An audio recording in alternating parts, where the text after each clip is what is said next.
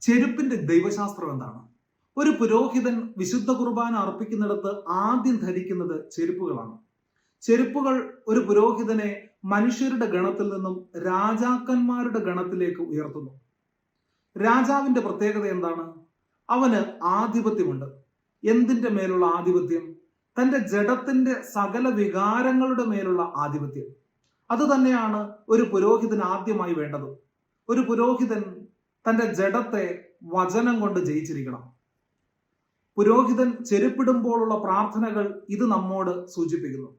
ഇടതുകാലിൽ ചെരുപ്പിടുമ്പോൾ സർപ്പങ്ങളെയും തേളുകളെയും ശത്രുവിന്റെ സകല ശക്തിയെയും ചവിട്ടുവാൻ തക്കവണ്ണം സമാധാന സുവിശേഷത്തിനുള്ള സന്നദ്ധതയാൽ എന്നെ ചെരുപ്പിടുവിക്കണമേ എന്ന് പുരോഹിതൻ പ്രാർത്ഥിക്കുന്നു. വീണ്ടും വലതുകാലിൽ ചെരുപ്പിടുമ്പോൾ ദൈവമായ കർത്താവെ, അങ്ങയുടെ ജ്ഞാനത്തിനെതിരെ ഉയരുന്ന സകല ഉന്നത ഭാവത്തെയും എന്റെ കാലടികളിൻ കീഴെ താഴ്ത്തുകയും അങ്ങയുടെ സഹായത്താൽ എന്നേക്കും ജഡീക വികാരങ്ങളെ കീഴടക്കുവാൻ എന്നെ പ്രാപ്തനാക്കുകയും ചെയ്യണമേ, ആമേൻ എന്ന് പ്രാർത്ഥിക്കുന്നു.